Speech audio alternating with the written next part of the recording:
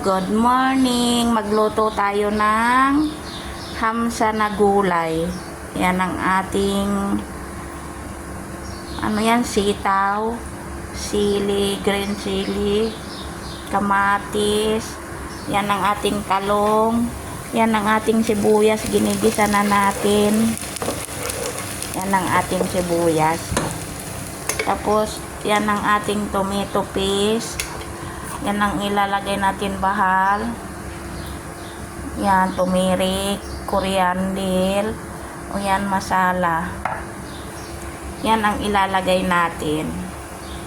Yan, okay na ang ating sibuyas. Ilagay natin ang ating kamatis.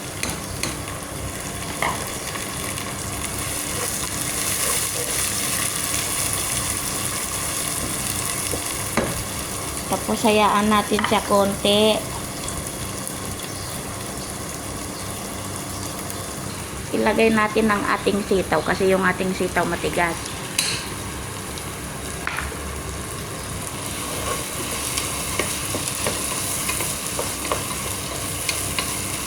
Bago natin ilagay ang ating talong, sili, mayroon pa tayong ilalagay dyan. Mushroom, may mushroom pa tayo. Ilagay natin ang ating sili.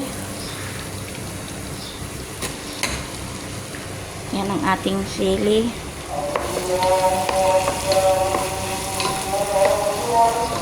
Ilagay natin na rin natin yung ating bahal.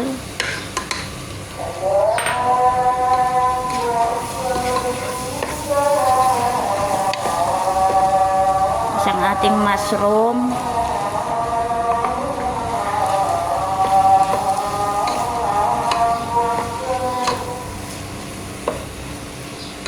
Tapos lagyan natin ng asin.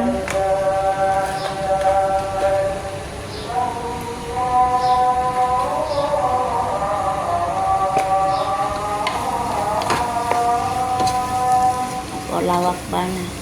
Request kasi ito ng nanay ng amo ko kasi hindi siya kumakain ng kanin.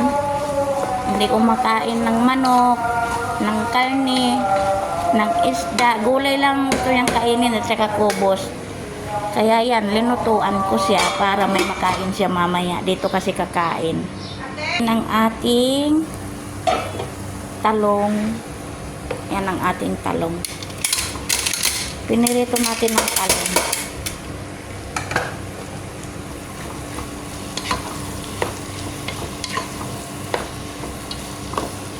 Yan yung tawag nilang hamsa gulay. Parang pagkain ng mga Indiano, puro gulay.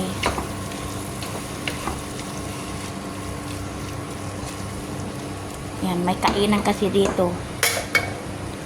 Pero, yung iba, hindi kumakain ng ulam.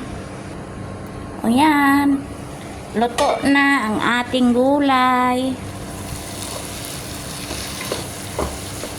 Kakain na lang. O yan, luto na siya. Kasi luto naman talaga yung talong kasi pinirito ko na.